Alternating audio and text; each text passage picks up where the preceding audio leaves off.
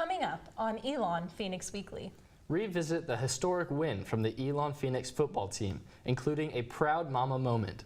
Head back to some other glory days with one of Elon's newest Hall of Fame members. And learn about a new program that helps mentor young women as they begin their careers in sports management. All that and more next on Elon Phoenix Weekly.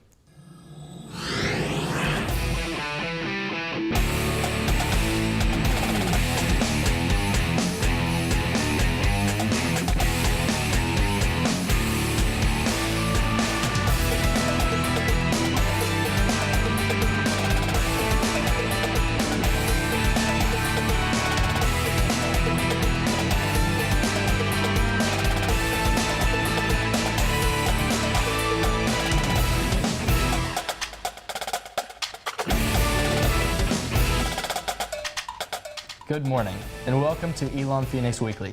I'm Taylor Lundquist. And I'm Madeline Kern. Thank you for joining us for this ESPN Local Sports Break. We have a wonderful show for you today, featuring stories aimed to delve deeper into the rich history of Elon athletics, including one of our all-time greats joining the Elon Hall of Fame. And we meet a member of Elon Wins, Women Influencers in Sport, a new program that helps mentor young women at Elon, hoping to get into a career in sports.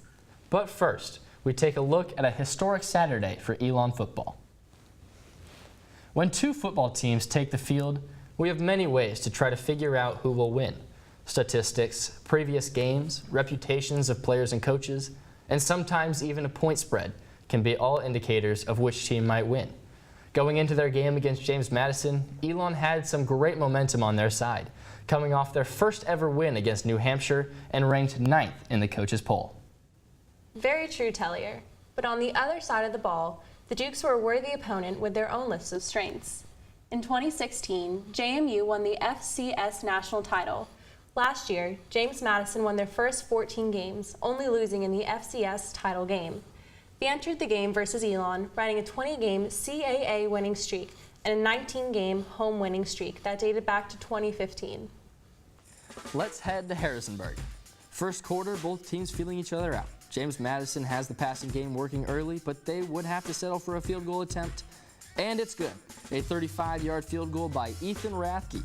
The Dukes take a 3-0 lead. Second quarter, more of the same. JMU quarterback Ben DiNucci finds Kendall Dean, and that sets up another Rathke field goal attempt. It's good, and JMU is up 6-0. After another Rathke field goal, Elon gets their offense in gear. Davis Cheek connects with Corey Joyner for a 51-yard gain to the JMU 24-yard line. Next play, Cheek finds Matt Foster, this time for 23 yards, and Elon has first and goal on the 1-yard line. Now Elon looks to pound it, and they do. Deshaun McNair, 1-yard run, and Elon pulls to within 2. A 3-play, 75-yard drive. And that's how we would end the first half. James Madison 9, Elon 7. Third quarter, Elon goes 62 yards on a 10-play drive to open the second half. Skylar Davis is good from 30 yards, and Elon has their first lead of the day, 10-9. Next possession, Ethan Rathke has his fourth field goal of the day, and the Dukes are back on top 12-10. We move to the fourth quarter, Elon with a 1-point lead, facing 2nd and 8 from their own 41-yard line. And Malcolm Summers does the rest. 59-yard touchdown run, and Elon goes up 20-12. James Madison's next possession, the number 2 team in the country, has some fuel left in the tank. A 47-yard pass from DiNucci to Riley Stapleton down to the 6-yard line. Next play, Trey Sharp takes the pitch, cuts it back, and he's in for the score. JMU is within 2. James Madison gets the ball back, and DiNucci making some great throws. He finds Kendall Dean for 39 yards. 2 plays later, DiNucci hits Riley Stevenson, touchdown JMU, and they take a 24-20 lead with just under 8 minutes left in the fourth quarter. After an Elon punt, the Elon defense makes a crucial play. Elon's Greg Liggs recovers, and Elon takes over with just over 2 minutes to play.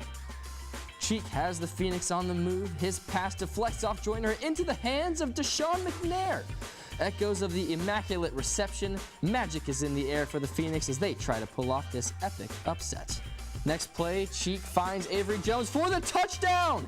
Elon leads 27-24, just over a minute to play.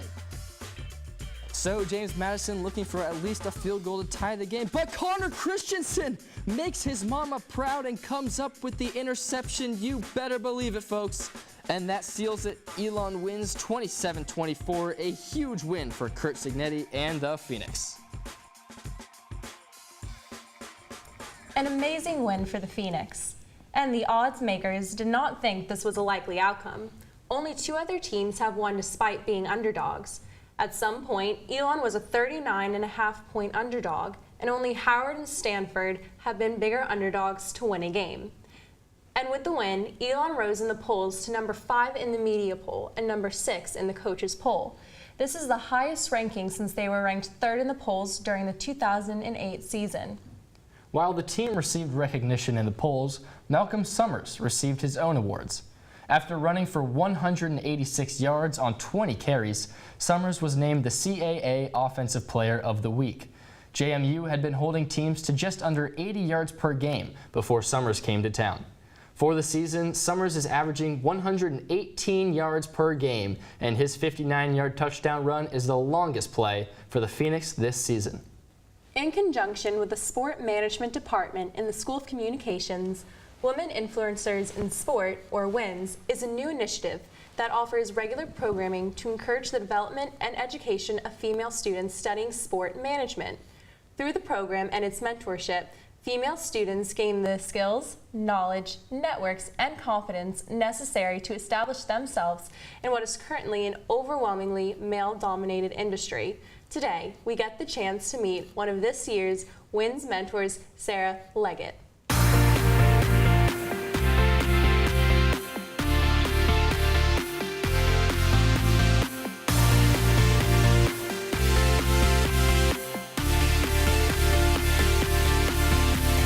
I currently work at Duke University and I am an assistant sports information director, and basically what that is we are the liaison between the media and our student athletes and coaches. We also do all of the information that's posted on goduke.com for our specific sports. In some cases, older people in the industry could be somewhat set in their ways, and in general, in the past it has been very much a male-dominated field. But I think even in the short time that I've been in the industry, I've seen it change a lot. I think it's important for young women that are looking to get into the sports industry to have the mentor-mentee relationship, because it's exciting to be able to look up to someone and kind of know somebody who's already in the industry that can help you down the road. When I was at Elon, I remember having some mentors that I looked up to and some women that worked in the athletic communications office that when I was a student. So it was really awesome and inspiring to see them succeed, and really pushed me and motivated me to do that as well. I think some advice that I would have for young women looking to get into sports is to volunteer and do internships. That's one thing that I did here at Elon. It was a requirement for me, obviously, but it was such a valuable experience that I thoroughly enjoyed, and honestly I wish I had done more than one internship while I was here. So I think that getting your foot in the door is so important. When I was at Old Dominion University, when I was an intern, I got to work not only in sports information but also in ticketing and graphic design and community relations. So when I was at Elon, it really helped me kind of hone in my focus and decide exactly what I did want to do moving forward. If I was still in school, I think I would do more internships, put myself out there more. When I was at Elon, I was really shy for my first couple years. So I think hopefully if I could go back in time, I would want to put myself out there more and be more into networking and getting my name out there and reaching out to people in the industry just to put my name on the map, basically.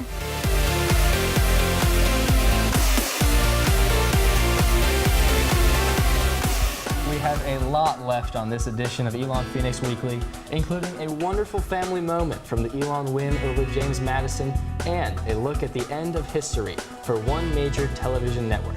Stay with us.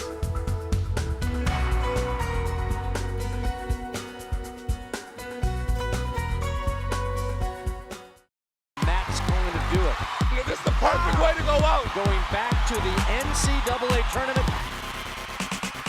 Hey, we deserve this. We work so hard. I don't want to leave this golf course not a CAA champion. Something we've been striving for since my freshman year, and I couldn't be more excited.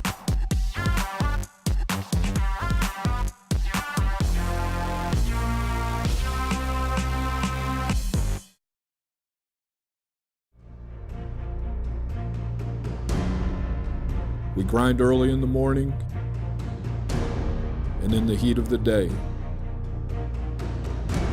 We have the work ethic. Every day, we set our sights higher, staying focused on what's next. We have the momentum. Together, we are on the rise.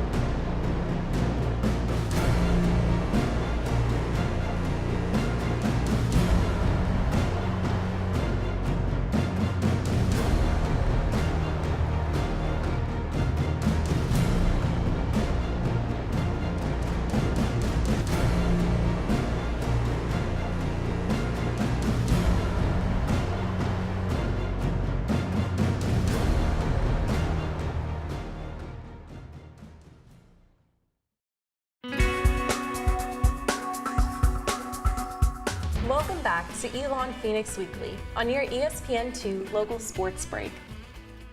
Every year, Elon Athletics inducts a class of their best athletes over the years. The class of 2018 included men's tennis standout Damon Gooch, football All-American Terrell Hudgens, and men golfer Jimmy Lytle. For Lytle, his time at Elon ended holding the best scoring average for any golfer ever to tee it up for the Phoenix. And he sat down with Elon Phoenix Weekly to talk about his time at Elon.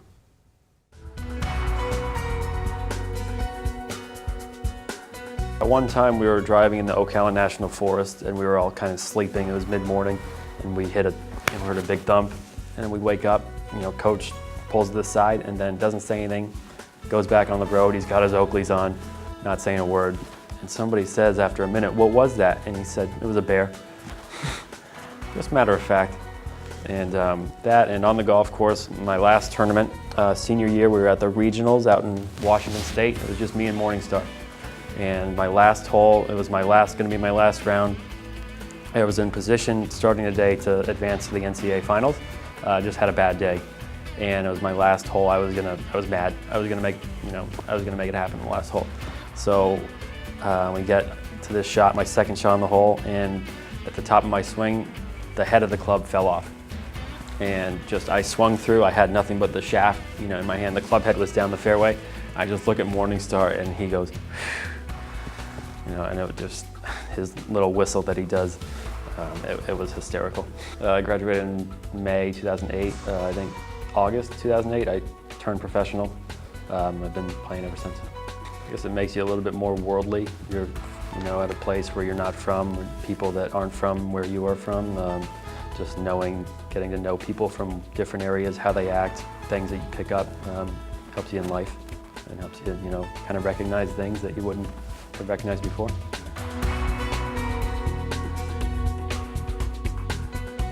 Lytle was the first Elon golfer to qualify for an NCAA West Regional, and he was twice recognized as a golfer of the week and also 2 times as the golfer of the month for the Southern Conference. Lytle graduated Elon in 2008.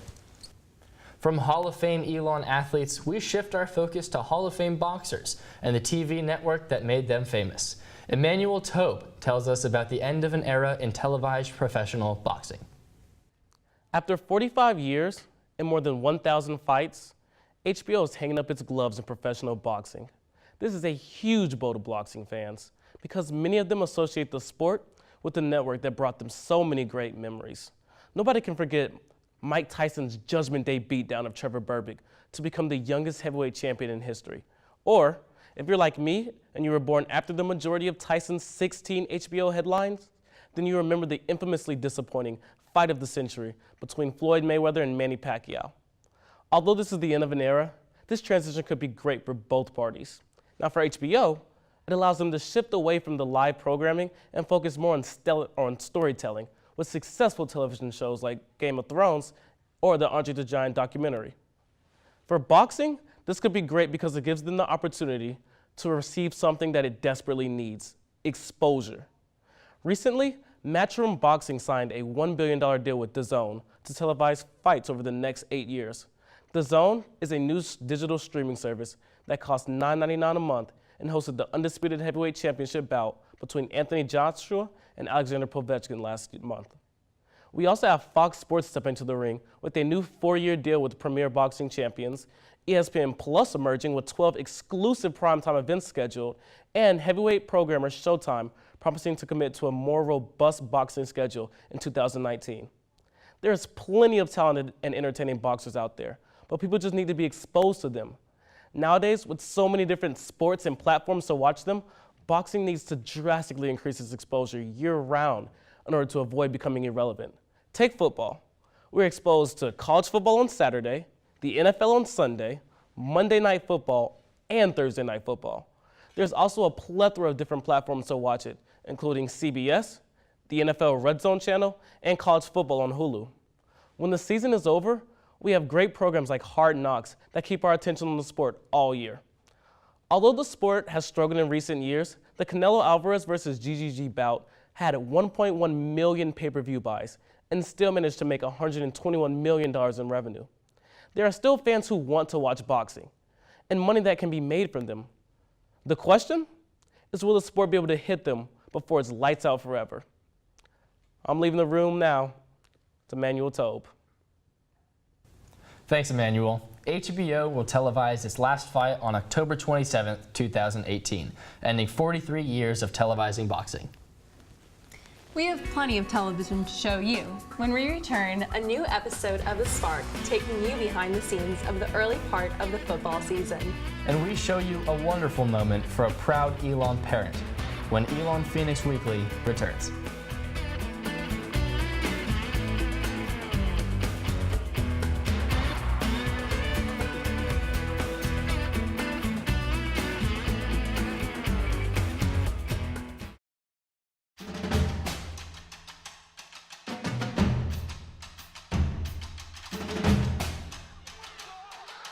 Alvarez curls it far post, and that's a goal! Swing and a miss. And gets the stop. So Jones has it knocked down by Klein. For someone, Sebring takes a deep three!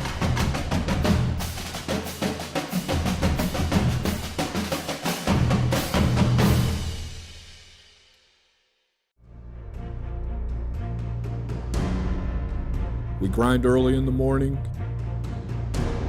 and in the heat of the day. We have the work ethic.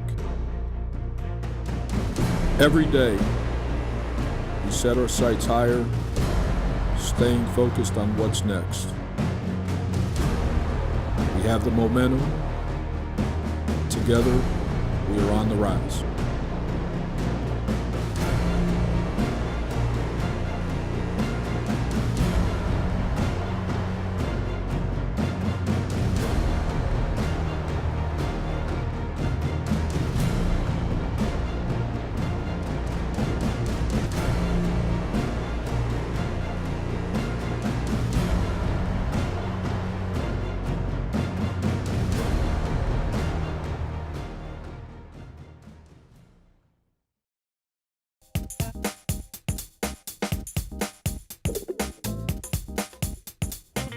Elon Phoenix Weekly is made possible by the students of the School of Communications in association with the dedicated coaches, athletes, and staff of Elon Athletics.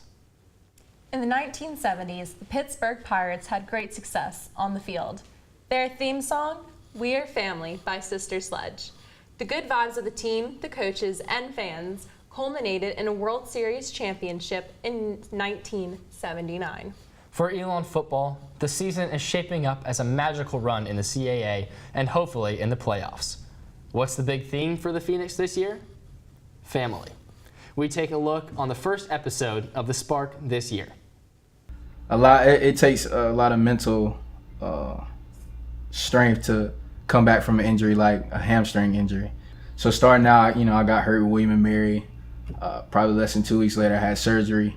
And I actually walked out of surgery, which a lot of people don't walk out of surgery with you. And they didn't want me to. They were telling me sit down in the wheelchair and everything. But it's something about me wanting to walk out that helped me, mentally start preparing. All right, now it's time to get right, get back into it.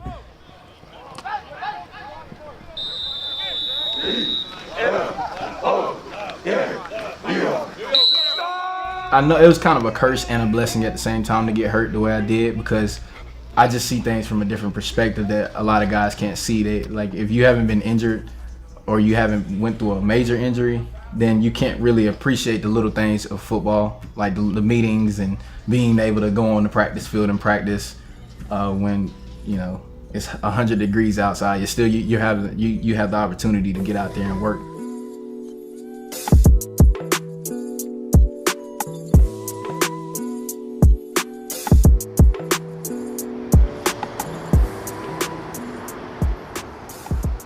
There's always value in these FBS games. The kids get excited about it. The staff's excited about it. You get to play in an NFL stadium, against a top 20 football team. And for a lot of our kids, maybe they weren't recruited by some of these FBS teams. So, we got a little chip on our shoulder and gives us a chance to go out and play. And, in these games, you kind of got nothing to lose. You want to go out and play your best football. You got to play relentless. You got to play football today. That means you got to be able to get off blocks. It means you got to tackle. It means we got to pursue. All right, and we got to do it one snap at a time. Good or bad, it's one snap at a time. Resilient. Good things happen, line back up, do it again. Bad things happen, line back up and do it again. Okay? That's the recipe for success today. For us to go out, get lined up, play fast, play physical, play football.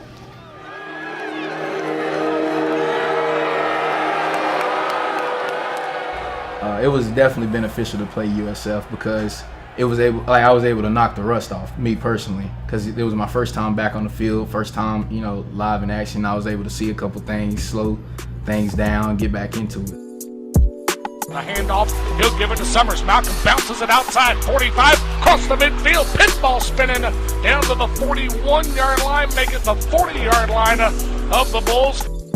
Yeah, when you come out of this game, we didn't get the result we wanted, but there were a lot of positives.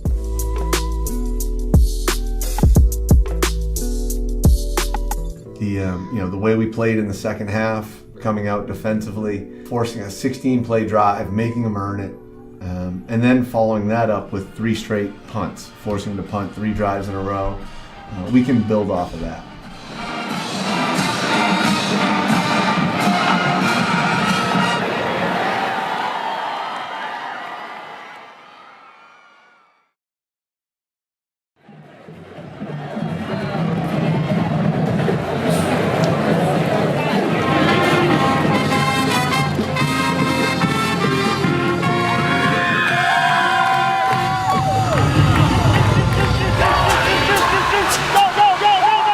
When you look at Furman, we are becoming familiar with them. It's becoming a bit of a rivalry. We're up against those guys in recruiting all the time, a former Southern Conference rival. It's important that we go out and we play well. It's gonna be you! Is it gonna be you? Oh no! Who's it gonna be?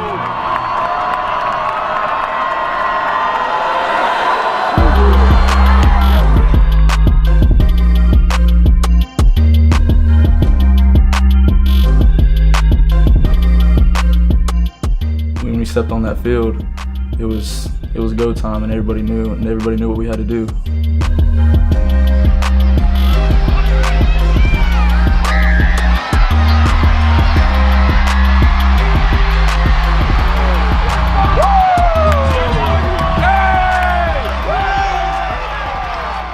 It honestly happened so fast. They goggled, looked to their sideline, and we goggled and we changed the play to one where I was going in. And on second down, Granger looking to throw. Ball pops free, scooped up, and touchdown Phoenix, straight leg. I just executed and played fast, and then the outcome was the outcome, and we celebrated after. It was awesome. Elon got through on the offensive line of the Paladins, knocked it free. Coach Trish was harping on us, and you could tell that there was some pressure. So we just wanted to go out and play and show that we belong here.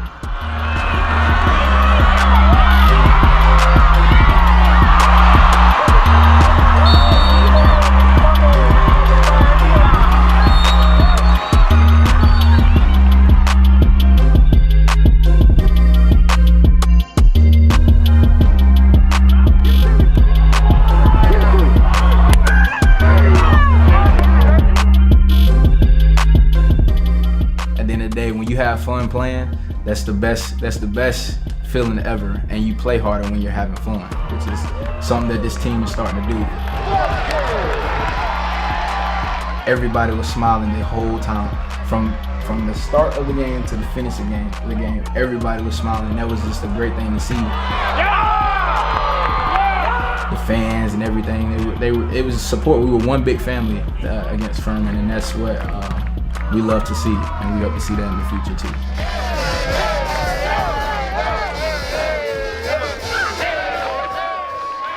The thing we gotta understand is we got a chance to be pretty good if we do the right things. And everybody's got the self-discipline to do the right things. And everybody has each other's back. And we continue to practice hard and develop this football team. Every week will be a battle and a challenge. So you guys did make a statement tonight, and I congratulate you and all the coaches. Okay?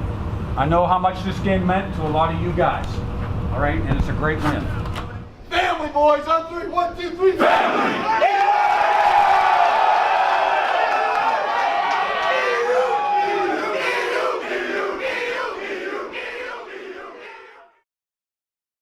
Everybody wants to be like somebody else. Everybody wants to look for an external thing to help them be the best person that they can be.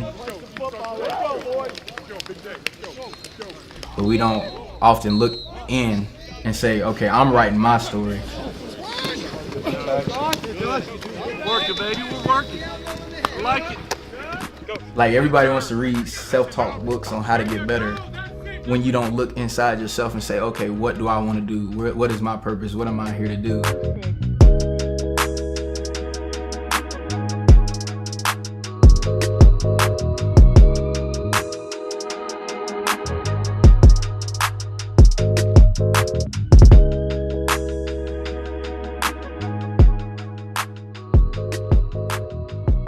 Continuing the theme of family, at the end of the game, with James Madison driving for the tying or potentially game-winning score, the defense rose to the occasion with a huge interception. Connor Christiansen pulled in the interception that sealed the victory, and one of the proudest fans, take a look. 10, and that stops the clock. The Dukes can run down. Of course, you can also clock it. Inductee a lot of time, and it is picked off. Is that Connor? Yes. The interception by the Phoenix.